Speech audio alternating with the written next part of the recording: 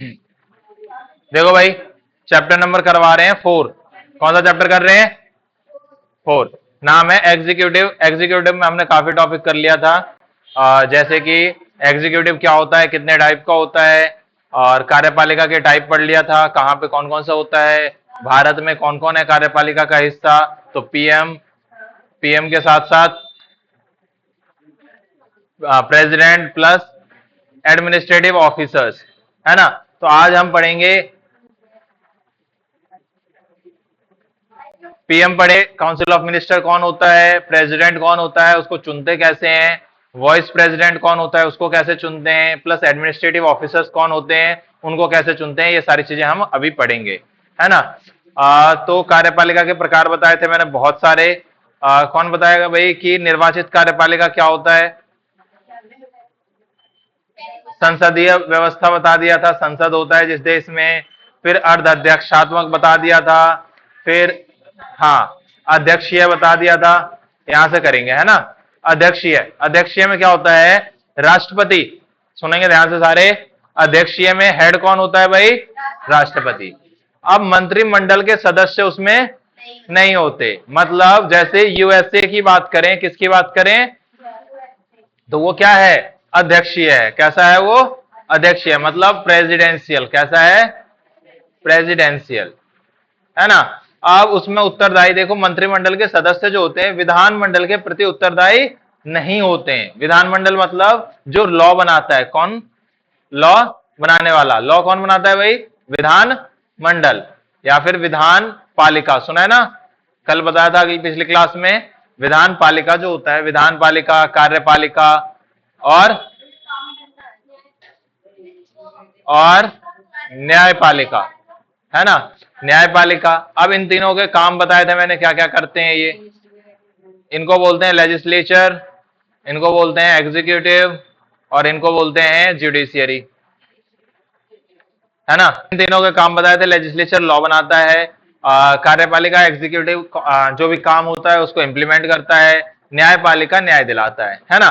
उसी में फिर हमने पढ़ा भारत में संसदीय पढ़ेंगे। क्या पढ़ेंगे? भारत में संसदीय कार्यपालिका। संसदीय मतलब क्या है? भारत में संसद भवन है एक। अब उस संसद भवन में क्या होता है भाई? कितने वो होते हैं संसद भवन में? देखो भाई ध्यान से देखना।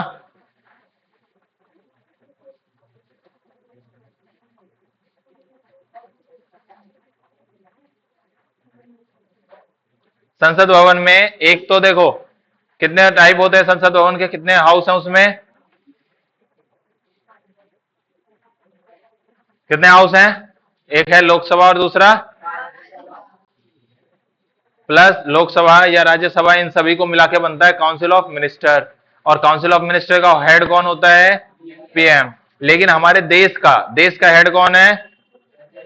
प्रेसिडेंट। काउंसिल ऑफ मिनिस्टर को बोलते हैं हम मंत्रिमंडल। क्या बोलते हैं? मतलब जितने भी मंत्री होंगे सारे के सारे। और राज्यसभा में कितने मेंबर है टोटल? लोकसभा में तो यही पढ़ने वाले हैं हम अभी इसमें।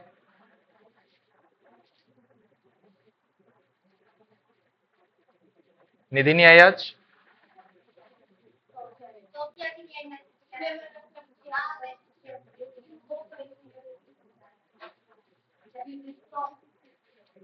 तो अब देखो भाई, हमारे संविधान निर्माता, संविधान किसने बनाया है? कॉन्स्टिट्यूशन किसके द्वारा बनाया गया, पढ़ाया है पहले चैप्टर में, बताओ। कॉन्स्टिट्यूशन बनाया है कॉन्स्टिट्यूएंट असेंबली ने। किसने? कॉन्स्टिट्यूएंट असेंबली मतलब संविधान,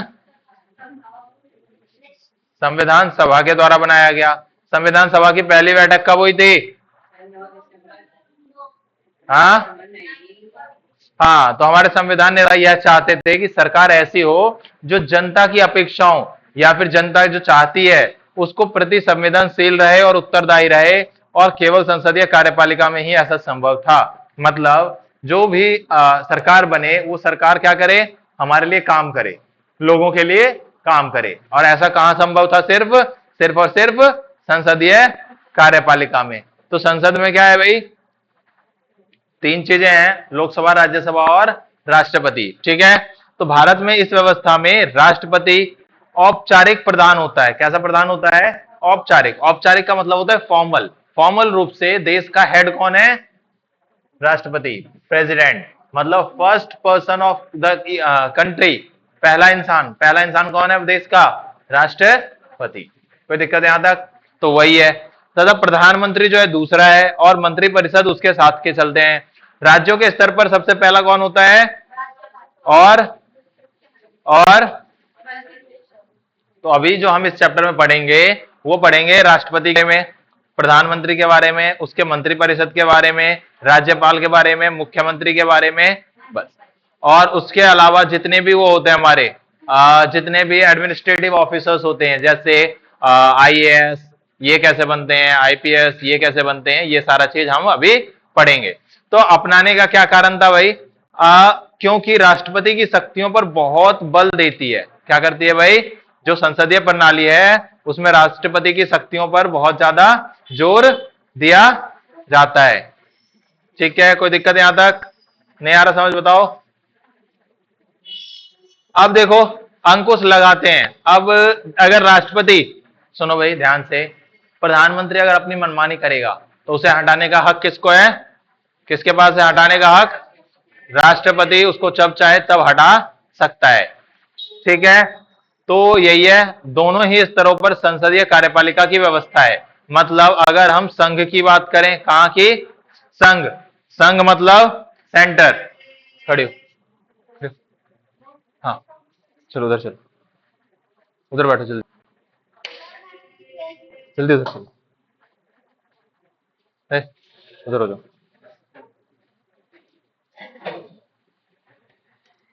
अब इसमें राष्ट्रपति की बात करेंगे तो राष्ट्रपति क्या करते हैं भाई? राष्ट्रपति सबसे पहले तो जानेंगे कि राष्ट्रपति होता कौन है और कितने वर्ष के लिए चुना जाता है। एक बात बताओ, प्रधानमंत्री को कितने वर्ष के लिए चुनते हो? 5 वर्ष के लिए। तो राष्ट्रपति को कितने वर्ष के लिए चुना जाएगा? 5 वर्ष के लिए। अब क्या इनको प्रत्यक्ष और अप्रत्यक्ष दो चीजें हैं भाई? क्या है? प्रत्यक्ष और अप्रत्यक्ष। तो राष्ट्रपति को क्या प्रत्यक्ष रूप से चुना जाता है या अप्रत्यक्ष? बताओ भाई, राष्ट्रपति को कैसे चुना जाता है? देखना ध्यान से, राष्ट्रपति को अप्रत्यक्ष रूप से चुना जाता है। मैंने बताया था यहां पे दो होते हैं, एक है ये हमारा संसद, क्या है ये, और एक राज्यों में क्या होता है? सभी राज्यों में विधान सभा। तो विधान सभा कितने राज्यों में है? 28 प्लस 3। और संसद में कितने चीजें हैं? दो चीजें, एक है लोकसभा और दूसरा। अब ये जितने भी यहां पर इलेक्टेड मेंबर्स होंगे, क्या होंगे? इलेक्टेड, मतलब हमारे द्वारा चुने गए जो भी मेंबर होंगे, इसमें 545 और इसमें 245, इनमें से जितने भी इलेक्टेड होंगे, चुने गए, वो क्या करेंगे? वो वोट डालेंगे किसके लिए? प्रेसिडेंट के लिए। तो क्या लोगों ने वोट डाला प्रेसिडेंट के लिए? नहीं, लोगों ने अपने प्रतिनिधि चुना, रिप्रेजेंटेटिव चुना। उन रिप्रेजेंटेटिव ने किसको चुना? प्रेसिडेंट को। तो इसीलिए क्या होता है? प्रेसिडेंट का चुनाव कैसा होता है? इनडायरेक्ट या फिर अप्रत्यक्ष। कैसा होता है भाई? इनडायरेक्ट। ये देखो, निर्वाचित सांसद और विधायक करते हैं यह निर्वाचन समानुपातिक प्रतिनिधित्व, प्रोपोर्शनल रिप्रेजेंटेशन बोलते हैं। मैंने एक फॉर्मूला लिखवाया था दूसरे चैप्टर में, पीआरओ, प्रोपोर्शनल रिप्रेजेंटेशन, है ना। इस रिप्रेजेंटेशन के तहत क्या होता है? जितने भी पॉपुलेशन है, जितना पॉपुलेशन है डिवाइड बाय जितने मेंबर्स चुने गए हैं +1 और +1, ये फॉर्मूला होता है। इस फॉर्मूले के तहत ये वोट करते हैं। तो ये ज्यादा याद रखने की जरूरत नहीं है, बस इतना याद रखना है कितने वर्ष के लिए चुने जाते हैं? 5 वर्ष। और इनको हटाया किसके द्वारा जाता है? अगर राष्ट्रपति को कभी हटाने की पड़े, हटाने की जरूरत क्यों पड़ेगी? किस आधार पर? जब राष्ट्रपति क्या करता है? करप्ट हो जाता है। करप्ट मतलब अपने ऑफिस का गलत उपयोग करता है, तब उसे हटाया जा सकता है। तो उसको हटाने की प्रक्रिया को बोलते हैं इम्पीचमेंट या फिर महाभियोग। क्या बोला जाता है भाई? इम्पीचमेंट या महाभियोग। कोई दिक्कत? बोलो, किसको दिक्कत है भाई? बस सुनते जाना है ना, 2-3 बार और पढ़ाऊंगा बाद में तो रिवाइज होगा, अभी बस सुनना है। तो महाभियोग क्या होता है? केवल संविधान। अब देखो, राष्ट्रपति को चुना किसने? इसने, इसने और इसने, तीनों ने मिलकर। लेकिन राष्ट्रपति को हटाएगा कौन? सिर्फ और सिर्फ ये दोनों मिलकर। तो महाभियोग कहां होता है? महाभियोग जो है वो सिर्फ और सिर्फ लोकसभा और राज्यसभा के द्वारा किया जाता है। कोई दिक्कत यहां तक? चुनने में, उनको बनाने में, राष्ट्रपति को बनाने में राज्य भी पार्टिसिपेट करते हैं, लेकिन हटाने में उनको पार्टिसिपेट नहीं करते। ठीक, बोलो ऋषभ। अब देखो राष्ट्रपति की शक्ति क्या है भाई, किस किस को पता है राष्ट्रपति की शक्ति? तो पावर्स ऑफ प्रेसिडेंट, एक औपचारिक प्रधान है, मतलब फॉर्मल हेड है, फॉर्मल हेड। कंट्री का हेड कौन है भाई?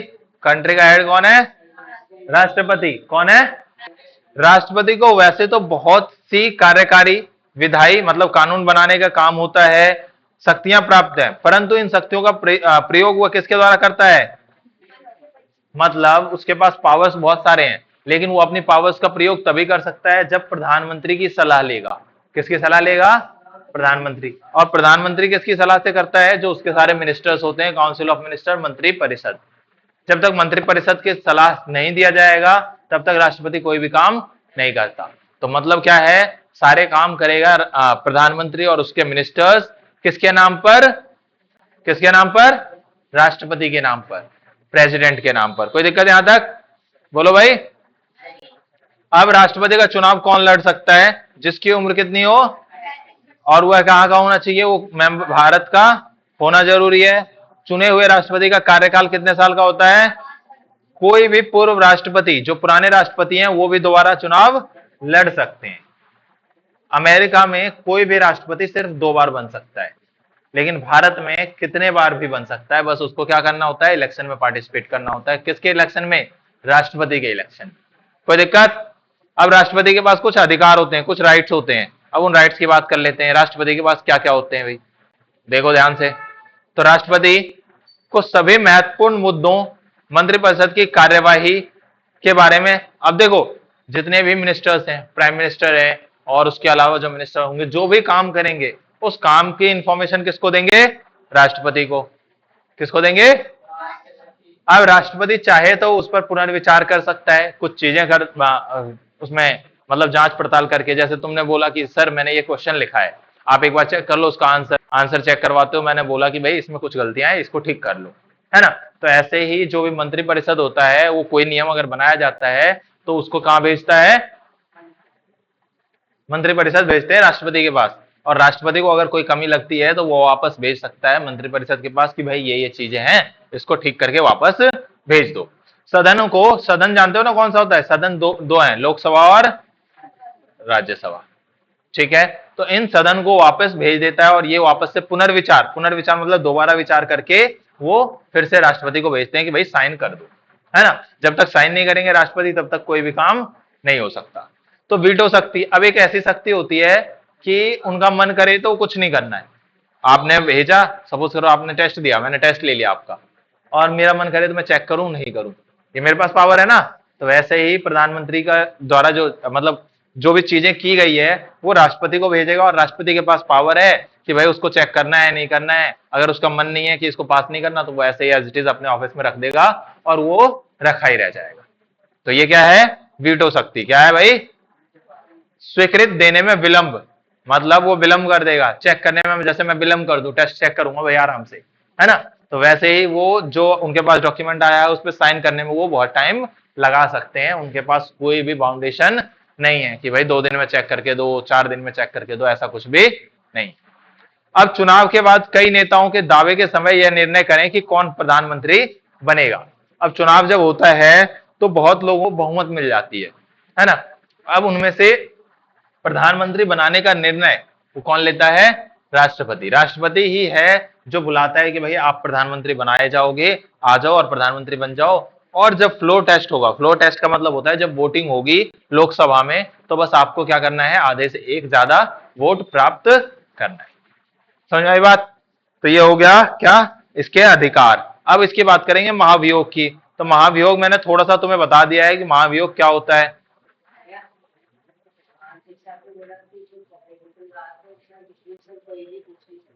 कुछ नहीं पूछ सकते।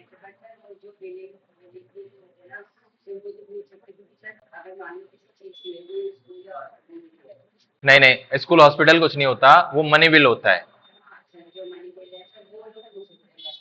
नहीं पूछ नहीं सकते, मनी बिल जो होता है ना वो ऑटोमेटिक पास ही होता है। बैठो, मनी बिल देखो, एक मनी बिल होता है, मनी बिल राष्ट्रपति के परमिशन से ही लागू होता है। तो वो जब अगर राष्ट्रपति के पास हस्ताक्षर के लिए जाता है तो वो ऑटोमेटिक पास ही होता है। उसमें राष्ट्रपति के पास वीटो पावर नहीं है कि वो रख लेगा। वो पास मतलब जैसे सदन में पेश होने से पहले ही वो पास होता है। जैसे कई बार मैं तुम्हें बोलूं कि भाई ये चैप्टर रीड कर लो, है ना, तो वो ऑलरेडी मैंने बोल दिया है कि तुम्हें रीड करना ही है, समझ आ रही बात। तो दोबारा से रीड करके तुम डाउट पूछने आओगे तो क्या मैं मना करूंगा? नहीं, बताना ही है वो तो डाउट। तो वैसे ही मनी बिल होता है एक बिल जो कि राष्ट्रपति के परमिशन से ही होता है, पहले ही परमिशन दे दिया जाता है कि भाई ये मनी बिल पास करना ही है। समझ आई बात। मनी बिल में क्या होता है, पूरे साल का खर्चा, पूरे साल जो सरकार खर्च करने वाली है उसका ब्यौरा होता है उसमें। हाँ फंड, वो फंड निकालते हैं जहां से, तो उसके लिए परमिशन लेना होता है। ठीक है भाई। अब राष्ट्रपति का महाभियोग क्या है? राष्ट्रपति का महाभियोग बेसिकली राष्ट्रपति को हटाया कैसे जाएगा, किस कंडीशन में हटाया जाएगा? तो राष्ट्रपति को हटाने के लिए तुम्हें बताया था एक मेजोरिटी और सिंपल मेजोरिटी और स्पेशल मेजोरिटी। जब मैंने तुम्हें बताया था लोकसभा और राज्यसभा पढ़ाया था, लोकसभा और राज्यसभा पढ़ाया था, तो कोई भी बिल पास करने के लिए एक तो होता है सिंपल मेजोरिटी, मतलब सिंपल मेजोरिटी का मतलब आधे से ज्यादा। कितना? आधे से एक ज्यादा। और हाँ, और जो होता है स्पेशल मेजोरिटी वो 2/3 से एक ज्यादा। कितना होना चाहिए भाई? 2/3। तो राष्ट्रपति को हटाने के लिए संसद में जो पारित किया जाता है उसके लिए कितना चाहिए? 2/3 से अधिक बहुमत। कितना चाहिए भाई? मतलब अगर 100 लोग हैं, कितने लोग हैं? 100 लोग, तो उसमें से 67 लोगों को उनको हटाने के लिए वोट करना होगा, है ना। जैसे सपोज करो कई बार क्या होता है, क्लास में कुछ टाइमिंग का इशू होता है तो हम वोट करवाते हैं, तो उसमें क्या करते हैं, आधे से एक ज्यादा हो गया तो जिसने बोल दिया आधे से ज्यादा उस तरफ हम कर जाते हैं, है ना। यही होता है। यहाँ पे क्या होगा, आधे से ज्यादा नहीं, 2/3। मतलब अगर 10 बच्चे पढ़ रहे हैं तो कम से कम 7 बच्चों को उस पक्ष में वोट देना होगा। समझाई बात है। तभी उस राष्ट्रपति को जो भी जिसके खिलाफ किया जाता है उसको हटाया जा सकता है। अब तक किसी भी राष्ट्रपति को महाभियोग द्वारा हटाया नहीं। समझ में बात। किसी भी राष्ट्रपति को अब तक महाभियोग के द्वारा नहीं हटाया गया। कोई दिक्कत नहीं? दिक्कत तो आगे बढ़ते हैं। अब हमें राष्ट्रपति की जरूरत क्यों पड़ती है भाई? राष्ट्रपति की जरूरत क्यों पड़ती है, देखना ध्यान से समझना। यहां पे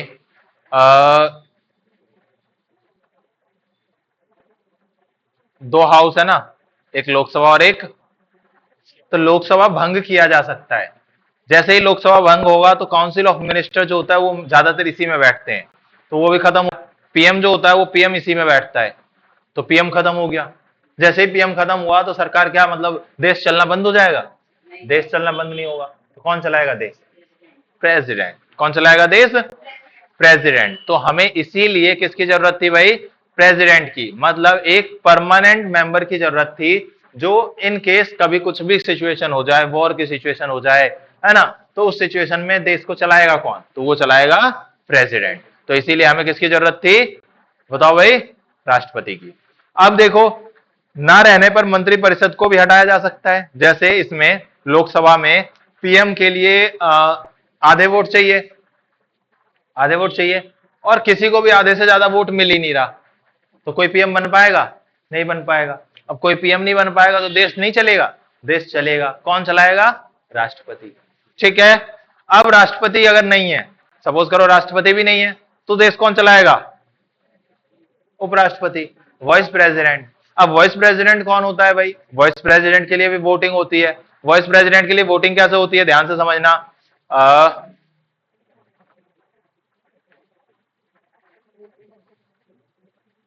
क्या? ये देखो, लोकसभा में जितने भी मेंबर हैं, कितने लोकसभा में मेंबर हैं, और इसमें कितने हैं?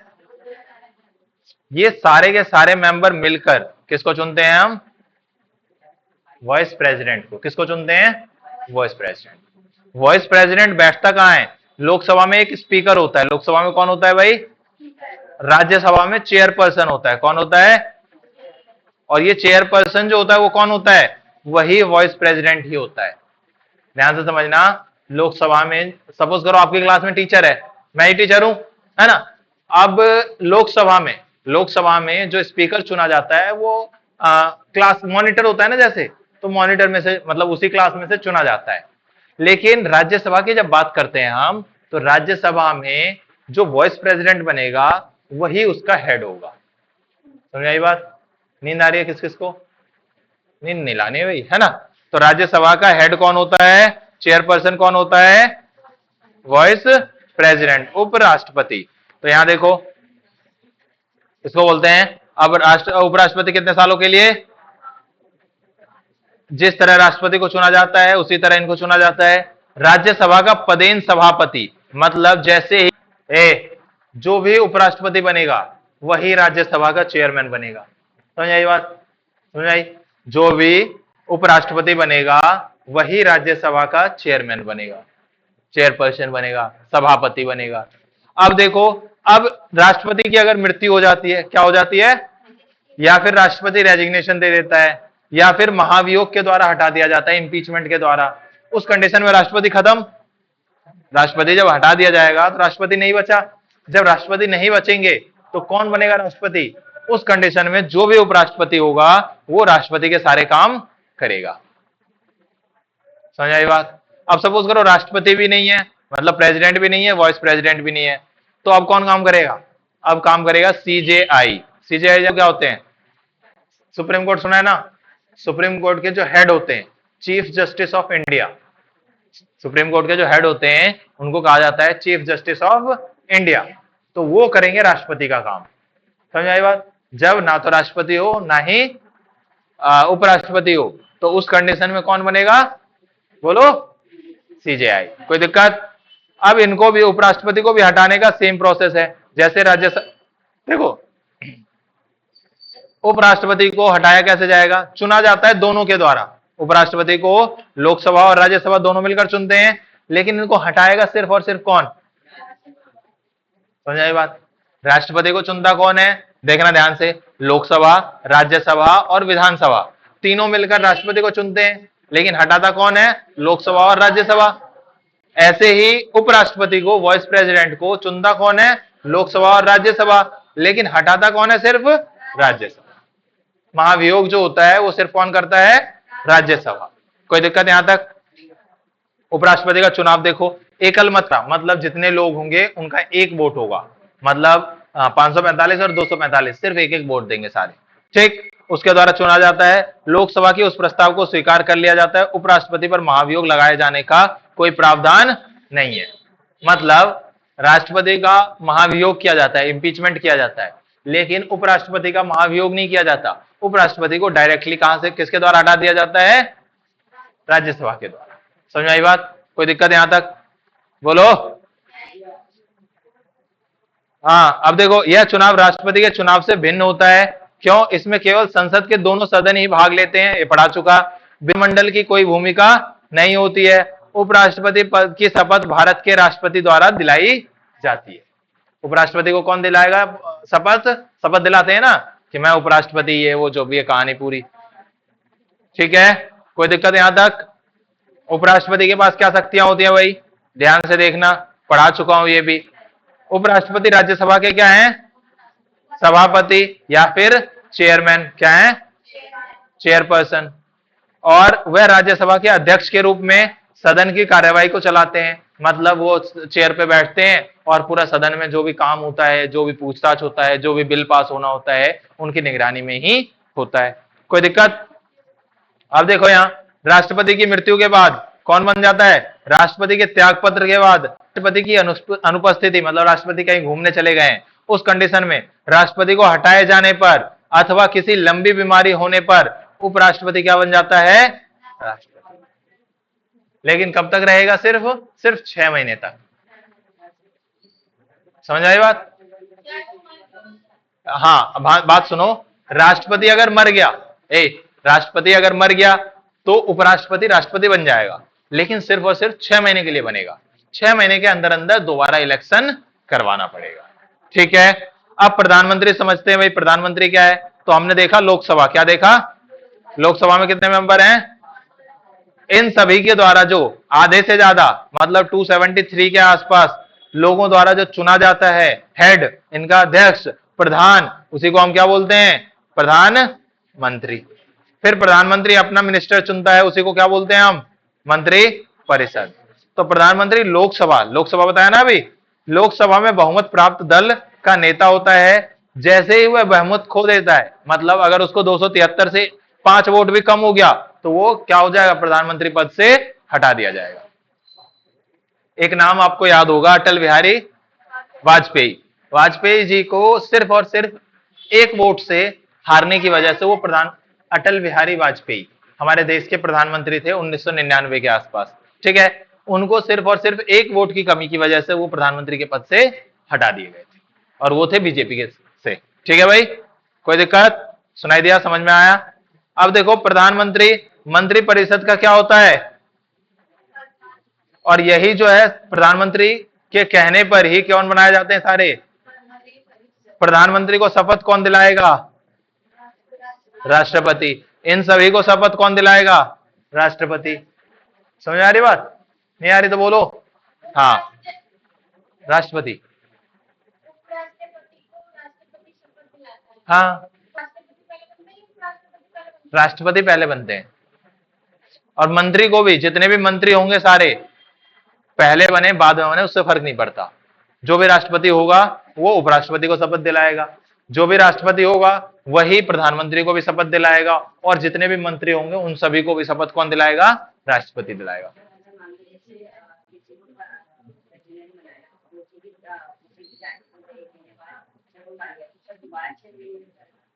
हाँ बिल्कुल, उनको बना दिया जाएगा। फंड क्या? फंड इसमें ज्यादा खर्चा नहीं आता है। पूरे देश में जब इलेक्शन होता है तब फंड ज्यादा खर्च होता है। ऐसा कंडीशन बहुत कम आता है, एक दो बार ही हुआ है ऐसा।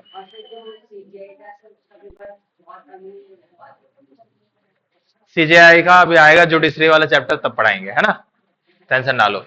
अब देखो यहाँ मंत्री परिषद में कौन लोग मंत्री होंगे, ध्यान से समझना। मंत्री परिषद में जो मंत्री बनाए जाएंगे, क्या कोई भी मंत्री बना दिया जाएगा?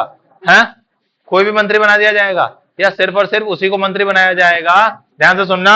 हाँ, जो भी लोकसभा और राज्यसभा के मेंबर होंगे, इन सभी मेंबर्स में से ही मंत्री बनाया जा सकता है। अगर इनमें से कोई भी, जितने भी बनाए गए, अगर लोकसभा या राज्यसभा में से किसी के भी मेंबर नहीं है, जैसे पंडित जयशंकर, एस जयशंकर का नाम सुना है? नहीं सुना है। एस जयशंकर हमारे एक्सटर्नल मिनिस्टर हैं, एक्सटर्नल अफेयर्स मिनिस्टर, मतलब विदेश मंत्री, एस जयशंकर। हाँ, ये विदेश मंत्री हैं। क्या है भाई? तो जब इनको मंत्री बनाया गया, सुन लो ध्यान से, जब इनको मंत्री बनाया गया तो ना तो ये लोकसभा के मेंबर थे और ना ही राज्यसभा के। जब ये मेंबर नहीं थे तो क्या इनको मंत्री बनाया जा सकता है? बनाया जा सकता है, लेकिन सिर्फ और सिर्फ कितने महीने के अंदर? 6 महीने के अंदर उन्हें इन दोनों में से किसी का मेंबर बनना पड़ेगा। समझ आई बात? नहीं, देखो, सपोज करो मैं तो कहीं वोट इलेक्शन वगैरह लड़ा नहीं हूं, है ना। अब नरेंद्र मोदी को कुछ अच्छा लग जाए मुझ में और मुझे एक पद दे दे मंत्री का, है ना। क्या दे दे? एक मंत्री का पद, कोई सा भी पद दे दे, चाहे छोटा सा सबसे लास्ट वाला पद भी हो, है ना। दे दिया, मैं मंत्री बन गया। हाँ,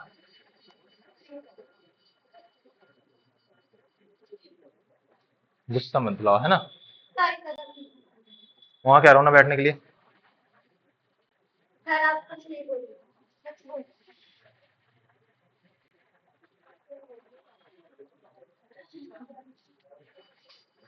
तो अब क्या होगा?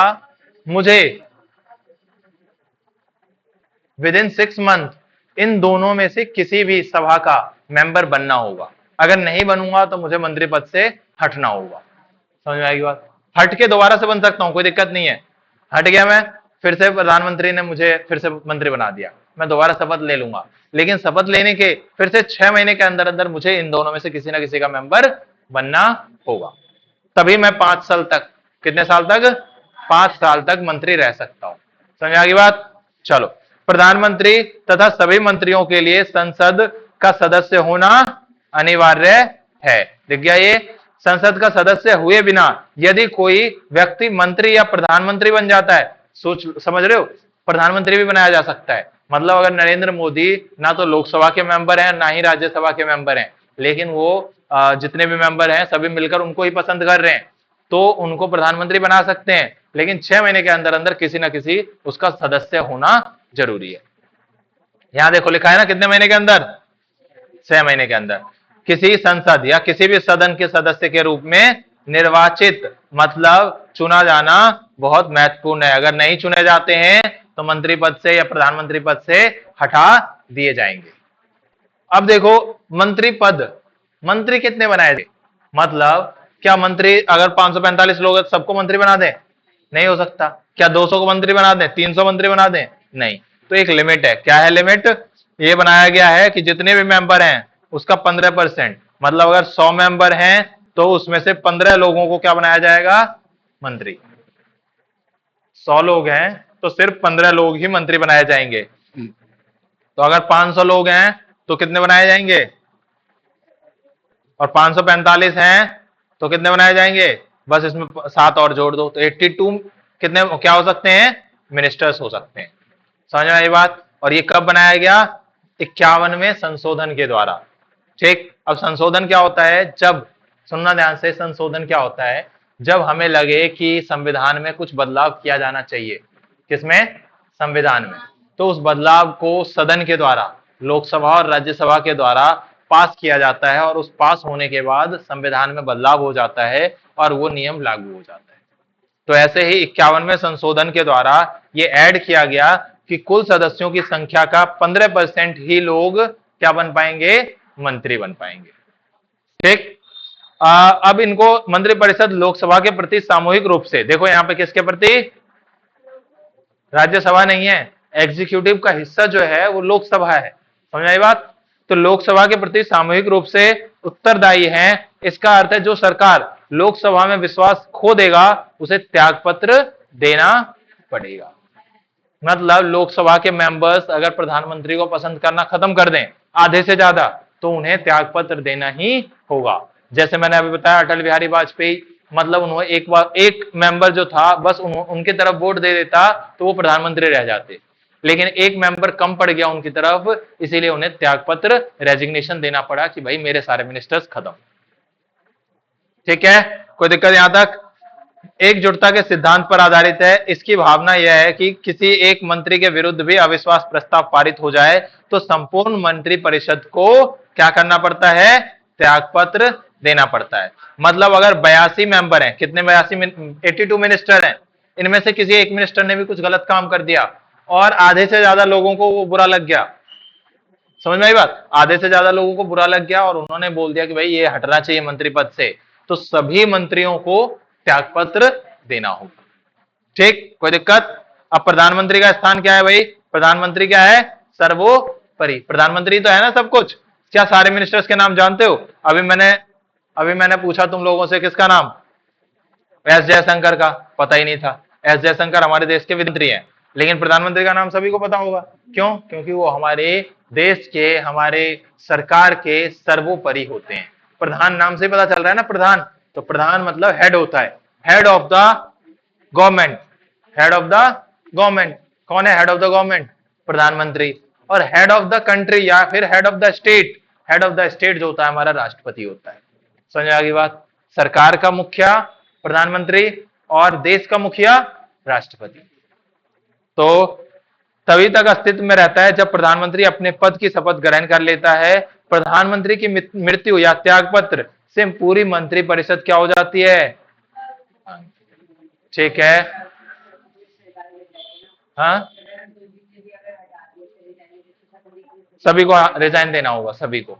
अगर प्रधानमंत्री, देखो क्या होता है, प्रधानमंत्री के सजेशन से ही सारे मिनिस्टर्स बनाए जाते हैं, और अगर प्रधानमंत्री हट गया तो सारे मिनिस्टर्स को भी हटना होगा।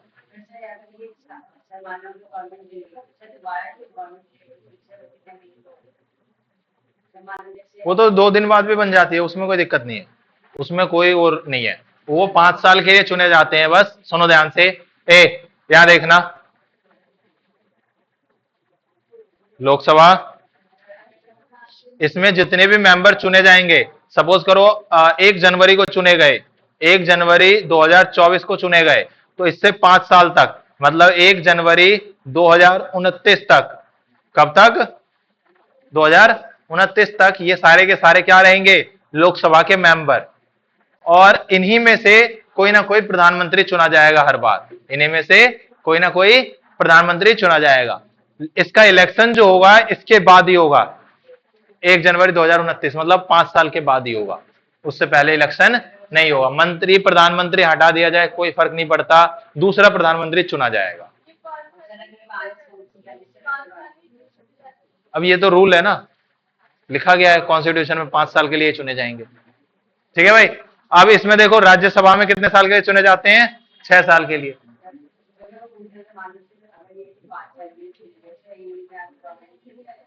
गवर्नमेंट का कोई फर्क नहीं पड़ता, यही तो समझा रहा हूं मैं। गवर्नमेंट गिर जाए दोबारा गवर्नमेंट बन जाएगी, लेकिन ये जो मेंबर हैं ये चुने जा चुके हैं, इनके द्वारा ही गवर्नमेंट बनेगी, दोबारा इलेक्शन नहीं होगा, दोबारा इलेक्शन नहीं होगा। ठीक। अब प्रधानमंत्री की शक्ति किसके पास है, कैसे है भाई? प्रधानमंत्री मंत्रिपरिषद पर क्या करता है? नियंत्रण। लोकसभा का नेतृत्व, मीडिया तक पहुंच, चुनाव के दौरान उसका व्यक्तिगत उभार, मतलब एक प्रधानमंत्री है, मोदी को आज सभी जानते हैं, छोटा सा बच्चा भी जानता है, तो वो क्या है? इनकी शक्ति का ही स्रोत है। अंतरराष्ट्रीय सम्मेलनों में राष्ट्रीय नेता की छवि, मतलब अगर दूसरे देश में अगर किसी से मिलने जाना है तो कौन जाता है? ज्यादातर प्रधानमंत्री ही जाता है ना। अधिकारी वर्ग पर आधिपत्य, अधिकारी वर्ग कौन होते हैं? जैसे आईएएस आईपीएस, इन सभी पर इनका हेड कौन होता है? इनके परमिशन कौन देता है? पीएम ही देता है, इनके ऑर्डर से ही सारी चीजें होती हैं। विदेशी यात्राओं के दौरान नेता की छवि, अगर कोई नेता अपने देश से दूसरे देश में जाता है, घूमने जाता है, या फिर दौरा पे जाता है, दौरा क्या होता है? मिलने जाना, है ना, कोई ना कोई वो करना, क्या बोलते हैं, समझौता करना, ट्रीटी करना, तो उस ट्रीटी के लिए जाता है, तो वो उसकी खुद की छवि पर डिपेंड करता है। अब एक बात बताओ, पाकिस्तान का पीएम और भारत का पीएम दोनों ही कहां जा रहे हैं? अमेरिका जा रहे हैं, तो इज्जत किसको ज्यादा मिलेगी? भारत के पीएम को। मोदी को ज्यादा इज्जत मिलेगी, क्यों? क्योंकि इसकी छवि अच्छी है भाई, इसकी छवि अच्छी नहीं है ना। तो ये छवि सारा डिपेंड करता है इसी पे। कोई दिक्कत यहां तक समझ में आया? अब इसका थोड़ा सा टॉपिक बचा हुआ है बस, वो अगली क्लास में करेंगे। कोई दिक्कत? बोलो भाई।